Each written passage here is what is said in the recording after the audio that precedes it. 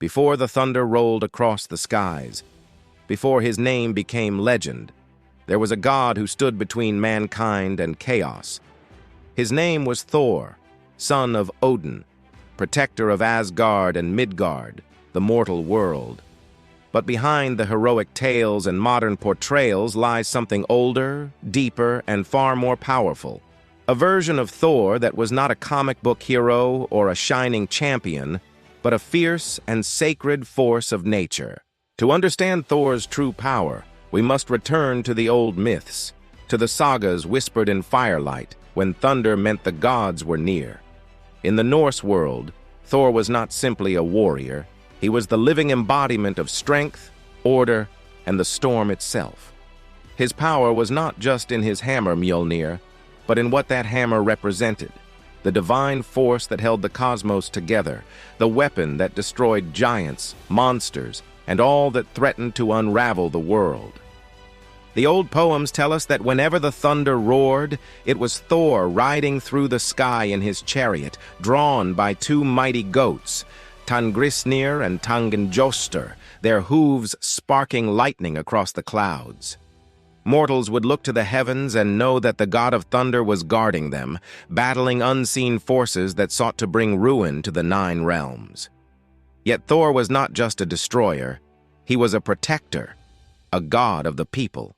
While Odin sought wisdom and Freya ruled over beauty and desire, Thor walked among farmers, warriors, and wanderers. He was the god who blessed fields, defended homes, and warded off evil spirits. His hammer was as much a symbol of fertility and protection as it was of war. To understand the balance of Thor's power, we must look to Mjölnir, the hammer that made him feared even by gods. Forged by the dwarven brothers Sindri and Brokkr, Mjölnir was born of divine craftsmanship. The dwarves worked in the heart of the earth, shaping it with the heat of stars and the will of creation itself. But even the hammer's making came at a price. Loki, ever the trickster, interfered, and when the hammer was finished, its handle was shorter than intended. It was a flaw, yet one that made Mjölnir even more symbolic, a reminder that even the gods' greatest tools bore imperfection. With Mjölnir in hand, Thor's strength became legend. He could crush mountains, slay giants, and call down lightning with a gesture. Yet in the old myths, power was never simple, and Thor's strength was tested not only in battle, but in cunning and humility. One tale tells of Thor's journey to Jotunheim, the land of the giants, accompanied by Loki and 2 mortal servants. There, he was invited to a great hall, where the giants mocked him and challenged his might. They gave him tasks, drinking from a horn, lifting a cat, wrestling an old woman, each test seemingly designed to humiliate him. But when the illusions were lifted, Thor realized the truth. The horn he drank from was connected to the ocean, and he had nearly emptied it.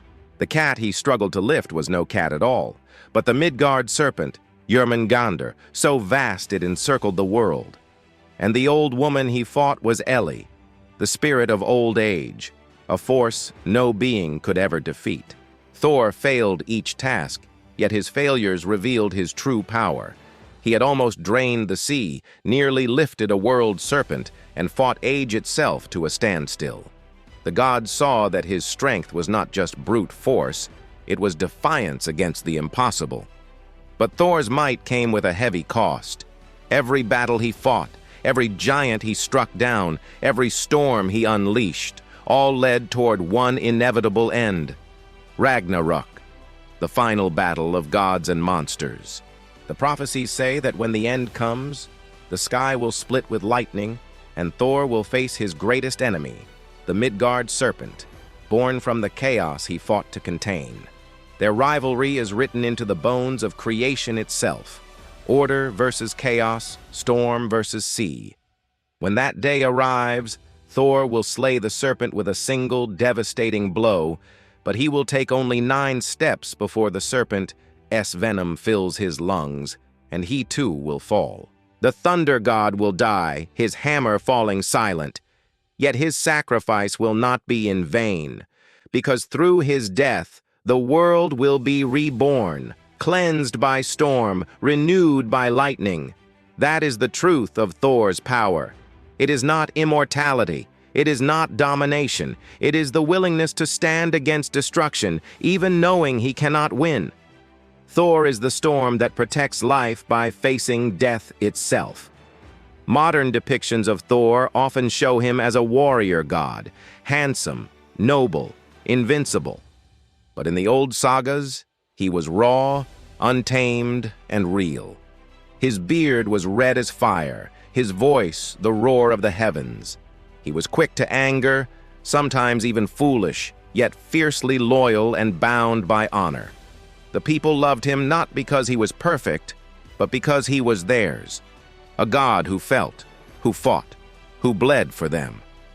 There's an ancient saying, "Where Thor strikes, the world is safe." In storms and thunder, the Norse found comfort, for they believed Thor was near, driving back the darkness. To them, thunder was not something to fear, but something to thank. And so, when Mjölnir was raised over marriages, harvests, and funerals, it was not just a weapon, it was a blessing. The same hammer that crushed giants also consecrated life. It was the bridge between destruction and creation, death and renewal. Even the gods relied on Thor's might. In one myth, a giant steals Mjölnir, and without it, Asgard trembles. The gods know that without Thor's hammer, their protection is gone. So they devise a plan, one both humorous and profound. Thor disguises himself as the goddess Freyja, donning a bridal gown to trick the giant into returning the hammer. At the wedding feast, when the giant lays Mjölnir in Thor's lap as part of the ceremony, the god of thunder rises, tears off the disguise, and annihilates his enemies in a storm of divine fury. It's a tale that captures everything about Thor: his ferocity, his courage, his humor, and his unbreakable will. But beyond the myths, Thor's story is one of connection, between humans and the divine, between sky and earth, between power and humility. The Vikings called upon him not only for victory in war, but for safe harvests, healthy children, and protection against the unknown. To invoke Thor was to seek balance, the storm that brings rain, the thunder that drives away evil, the lightning that destroys only to renew. And even after the Norse world faded and Christianity took hold, Thor's name did not vanish. Farmers still carved hammers for luck. Travelers still wore pendants shaped like Mjölnir. The symbol endured, surviving centuries of change because it meant something eternal: protection, courage, resilience. Today, Thor's image has been reshaped into something new, a myth reborn through stories, art, and cinema. Yet beneath the modern armor and spectacle lies a truth far older than any comic book. Thor's power was never about strength alone. It was about purpose, about standing between order and chaos, defending what must endure, even when the end is certain. The old myths remind us that true strength is not about conquering forever. It is about facing the storm again, and again knowing it will come back, and standing your ground regardless.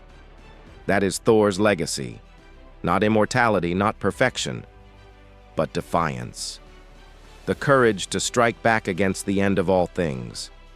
And when the thunder rolls across the sky, it still echoes that truth, the promise of a God who fought until the last breath to keep the world from falling into darkness. Thor's power was never just in his hammer. It was in his heart. And even now, when the storm breaks and lightning splits the heavens, somewhere, the hammer still falls.